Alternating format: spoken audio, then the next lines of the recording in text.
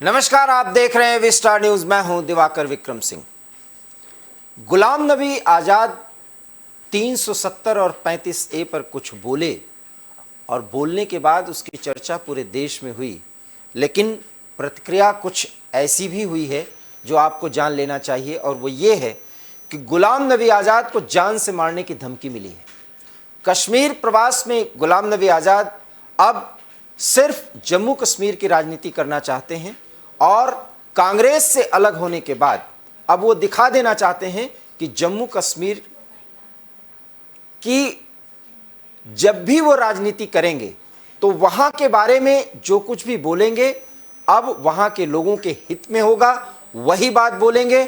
यहां तक कि वो जो अपनी पार्टी का नया नाम दे रहे हैं वो भी आजाद ख्याल का होगा। क्या होगा वो तो समय आने पर पता चलेगा, लेकिन जम्मू कश्मीर पहुंचते ही जब वो लोगों से संपर्क कर रहे हैं, हर जगह हर एक जिले में अपने संगठन को खड़ा करने की कोशिश कर रहे हैं, उससे लोगों को जोड़ रहे हैं और सीधे इस बात की हमेशा एक चर्चा करते हैं, संवाद बढ़ाते हैं कि अब जम्मू कश्मीर के हित में काम करना होगा, क्योंकि अब तक जो राजनीतिक पार्टियां रहीं वो जनता के हित के बिना सिर्फ अपना हित साधने में लगी रहीं। और इसी के तहत उन्होंने ये कहा कि जिस तरह से कयास लगाए जा रहे हैं कि वो भारतीय जनता पार्टी में जाना चाहते हैं, ये बिल्कुल गलत है, क्योंकि कोई भी कश्मीरी, जैसा कि गुलाम नबी आजाद ने कहा, हम वही बात आपसे बता रहे हैं, और वो ये कि कोई भी कश्मीरी भारतीय जनता पार्टी के साथ नहीं जा सकता। बड़ा सवाल ये है कि जम्मू कश्मीर में भारतीय जनता पार्टी एक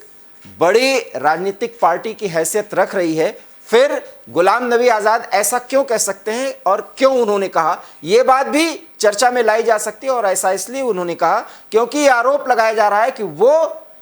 भारतीय जनता पार्टी की बी टीम के तौर पर घाटी में काम कर रहे हैं, और इसी बात की तस्दीक शायद आतंकवादी भी कर रहे हैं। आतंकियों के हैंडलर और उनके आका, उनके रणनीतिकार, जिस तरीके से लश्कर तैयबा के नाम से उनको थ्रेट दिया गया, उसमें ये कहा गया है कि वो जम्मू कश्मीर कौम के जो लोग हैं उनके साथ गुलाम नबी आजाद ने गद्दारी की है, क्योंकि वो भारतीय जनता पार्टी के एक एलाई के रूप में काम कर रहे हैं जो जम्मू कश्मीर के हित में नहीं है। इस थ्रेट परसेप्शन के मायने आप समझिए। आखिर में गुलाम नबी आजाद को एक राष्ट्रवादी नेता के तौर पर अगर प्रोजेक्ट कर दिया गया है तो ये आतंकियों को अच्छी नहीं लगी है, और यही बात एवी स्टार न्यूज के माध्यम से हम बराबर कहते रहे हैं कि गुलाम नबी आजाद का घाटी में जाना, वहां जनता से संपर्क करना, अपने नई पार्टी के बारे में चर्चा करना और यह ऐलान करना कि वहां का एजेंडा क्या होगा, इससे साफ है कि आने वाले समय में जब पोस्ट पोल अलायंस की कोई स्थिति बनेगी तो उसमें गुलाम नबी आजाद की हैसियत और उनका रसूख क्या हो सकता है। यह और बात है कि जो संगठन वो खड़ा कर रहे हैं कांग्रेस से अलग होने के बाद, उस संगठन के खड़ा होने तक और उनको क्या सिंबल मिलता है, और कांग्रेस से अलग होने के बाद जो नई पार्टी बनाते हैं उसका प्रदर्शन क्या होता है, क्योंकि अब वहां चुनाव होने में ज्यादा समय नहीं रह गया। लेकिन अगर गुलाम नबी आजाद की पार्टी कोई किसी भी रीजन में अच्छा प्रदर्शन कर पाई, और ऐसा माना जा रहा है कि वो अच्छा प्रदर्शन कर सकती है, क्योंकि जम्मू और कश्मीर दोनों क्षेत्रों में गुलाम नबी आजाद की पकड़ बेहतर रही है एक कांग्रेसी नेता के रूप में। तब वो जाने जाते थे, लेकिन अब उससे अलग होने के बाद वो किस कदर से बैकफुट पर रहेंगे या फ्रंट फुट पर रहेंगे, ये तो उनके संगठन के खड़े हो जाने के बाद पता चलेगा। लेकिन इतना जरूर है कि अब तक के दिए गए बयानों में उन्होंने 370 पर जिस अंदाज में बोला है, वो बात आतंकियों को, उनके हैंडलर्स को और सीमा पार पाक के वो लोग जो जम्मू कश्मीर में दहशत फैलाना चाहते हैं, वहां के राजनीतिज्ञों को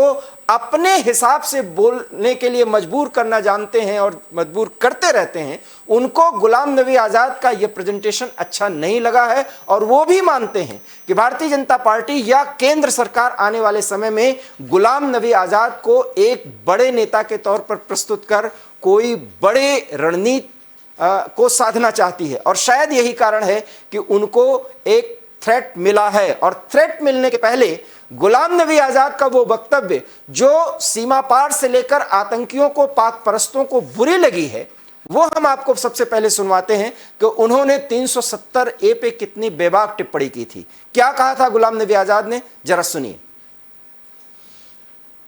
गुलाम नबी आजाद पार्लियामेंट में छोले नहीं बेचता था, पार्लियामेंट चलाता था। गुलाम नबी आजाद को मालूम है कि क्या हो सकता क्या नहीं हो सकता। हाँ, बीजेपी से 370 आप करा सकते हो तो जाओ सब बीजेपी। अगर वो 370 देता, लेकिन मैं नहीं दिला सकता, कांग्रेस पार्टी नहीं दिला सकती, कोई रीजनल पार्टी नहीं दिला सकती। कोई भी बड़ी बड़ी पार्टियां हो जिनके 35-35 एमपी को ममता जी दिला सकती, को ये क्या कहते हैं डीएमके दिला सकती, शरद पवार दिला सकता है, नहीं दिला सकता। और पहले ये भी देखो कि 370 के लिए आज हिंदुस्तान में कौन सी पार्टी है जो उसके हक में। मुझसे मत बुलवाओ। मैं वोट लेने के लिए कोई ऊपर अल्लाह को हाजिर नाजिर करके मैं कभी आपको गुमराह नहीं करूंगा। इस गुमराह में हमारे 1 लाख के लोग गए, 50,000 बेवाएं बनी, 4 से 5 लाख बच्चे हमारे यतीम हो गए, लाखों लोग बेघर हो गए। अभी भी वो ऐसा नारा न दें जो न मेरे हाथ में है न आपके हाथ। पार्लियामेंट में 370 वापस लाने के लिए 2/3 अक्सरियत लोकसभा में होनी चाहिए। 550 में से तकरीबन 350 लोकसभा में, 550 में मैं एक्चुअली नहीं बताता हूं, कोई गलती नहीं निकाले, लेकिन 350 के सिर्फ 10 साल से कांग्रेस पार्टी 50 से ऊपर जा ही नहीं रही। तो सुना आपने गुलाम नबी आजाद जो एक वरिष्ठ नेता हैं और कांग्रेस की राजनीति का उन्हें 4 दशक से अधिक का अनुभव है, बड़े बड़े पदों पर रहे हैं, मंत्री से लेकर संगठन में। वो ये जानते हैं कि 370 और 35A की बहाली अब वास्तव में जम्मू कश्मीर में हो ही नहीं सकती, क्योंकि इतने बड़े राजनीतिक ताकत का जिसका वो वर्णन कर रहे हैं कि 350 से अधिक सीट लोकसभा में चाहिए और इतना समर्थन विपक्ष के किसी भी पार्टी के पास और रीजनल पार्टी के पास तो है ही नहीं। फिर किस आधार पर महबूबा मुफ्ती या और कोई नेता, हालांकि वो फारूक अब्दुल्ला का नाम नहीं ले रहे हैं, वो क्यों नहीं ले रहे हैं ये भी हम आपको बताएंगे, क्योंकि ऐसा माना जा रहा है कि फारूक अब्दुल्ला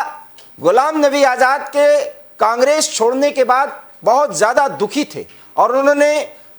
टीवी चैनल्स पर और अन्य स्थानों पर जब भी अपनी प्रतिक्रिया दी तो बहुत दुख के साथ उन्होंने कहा कि उनको इतने बड़े नेता को इस तरीके से कांग्रेस पार्टी को ऐसे ही अलग होने नहीं देना चाहिए था, उनसे बातचीत करनी चाहिए थी। लेकिन अगर उन्होंने ये फैसला लिया है तो बहुत सोच समझ के लिया है। और फारूक अब्दुल्ला जब ये बयान देते रहे, अपनी प्रतिक्रिया देते रहे, तो वो शायद ये सूचित करते रहे कि आने वाले समय में गुलाम नबी आजाद के साथ अगर कोई स्थिति बनेगी तो अलायंस में फारूक अब्दुल्ला भी एक भूमिका अदा कर सकते हैं। इसलिए फारूक अब्दुल्ला अब नरम रवैया अख्तियार कर रहे हैं जहां तक गुलाम नबी आजाद के मूवमेंट या उनके प्रतिक्रियाओं की बात है। लेकिन महबूबा मुफ्ती ने 370 और 35A पर जब गुलाम नबी आजाद ने एक जनसभा में अपनी बात कही तो उस पर उन्होंने प्रतिक्रिया देते हुए ये कहा कि 370 और 35A पर किसी का अपना नजरिया हो सकता है, लेकिन वो यहां पर अर्थात घाटी में या जम्मू कश्मीर में फिर से उसकी बहाली होगी, ये पीडीपी वादा करती है, दावा करती है। गुलाम नबी आजाद इससे सहमत नहीं है। वो कहते हैं झूठे सपने दिखाना, झूठे वायदे करना, न तो वो जानते हैं न ऐसा करेंगे। वास्तव में गुलाम नबी आजाद का यही बयान राष्ट्र विरोधी शक्तियों को बहुत ज्यादा अखर गया, उनको परेशान करने लगा कि शायद भारतीय जनता पार्टी जिस तरीके से राज्य में अपनी इकाई को मजबूत कर रही है, गुलाम नबी आजाद के नई पार्टी बना लेने के बाद अगर उसका प्रदर्शन बेहतर रहा तो कुछ अन्य के साथ मिलकर के आने वाले चुनाव में कोई एक अलायंस ऐसी बन सकती जिसमें भारतीय जनता पार्टी की भूमिका मुख्य हो और गुलाम नबी आजाद और प्रधानमंत्री नरेंद्र मोदी के बीच एक पॉजिटिव बॉन्डिंग्स के बारे में भी हमेशा चर्चा रही है। और इन्हीं सब बातों को देखते हुए अब राष्ट्र विरोधी शक्तियों को, खास करके पाक से जो हैंडलिंग का काम करते हैं, जो हैंडलर्स हैं आतंकियों के, वो निर्देशित कर चुके हैं, सूचित कर चुके हैं कि गुलाम नबी आजाद को इतना रसूखदार, इतना महत्वपूर्ण राजनीतिक कद का व्यक्ति न बनने दिया जाए, वो भी चुनाव के पहले। और इधर गुलाम नबी आजाद हर एक जिले में, जम्मू कश्मीर के जितने भी जिले हैं और तहसील हैं, वहां पर अपने संगठन को खड़ा करने की कोशिश कर रहे हैं और उस कोशिश में उन्हें सफलता मिल रही है। इसलिए क्योंकि गुलाम नबी आजाद अपने पार्टी को एस्टैब्लिश कर पाए, ऐसा राष्ट्रवादी शक्तियां जो घाटी में भी सक्रिय हैं और जम्मू में भी सक्रिय हैं, वो चाहती हैं। इसलिए गुलाम नबी आजाद ने भाजपा से दूरी बनाने का खुला ऐलान किया, लेकिन उन्होंने ये कहा कि 370 और 35A की बहाली अब नहीं हो सकती और मौजूदा हालात में तो किसी भी स्थिति में नहीं हो सकती। जो झूठे दावे और वायदे करते हैं वो करते रहें, उनके लिए ऐसा हो सकता है, उन्हें मुबारक, और जो जनता भी उनसे तारुफ रखती है और इस ख्याली पुलाव में वो जीना चाहती है कि ऐसा वो कर देंगे तो उनको वो वोट दे सकते हैं। लेकिन गुलाम नबी आजाद ने बार बार कहा वो जम्मू कश्मीर का स्टेटहुड मांगेंगे, अर्थात राज्य की पूरी ताकत और उसकी जो पुनर्बहाली है स्थिति वो पूरी की जाए, और ये बात केंद्र सरकार भी चाहती है। इसलिए गुलाम नबी आजाद की जो प्रमुख मांगे हैं वो केंद्र की तरफ से संकेत है कि वो मांगे जल्द से जल्द मानी जाएंगी और वो पूरी की जाएंगी। इसीलिए कहा जा रहा है कि गुलाम नबी आजाद और केंद्र सरकार और भारतीय जनता पार्टी के बीच में एक बेहतर तालमेल कायम हो गया है और उस तालमेल का फायदा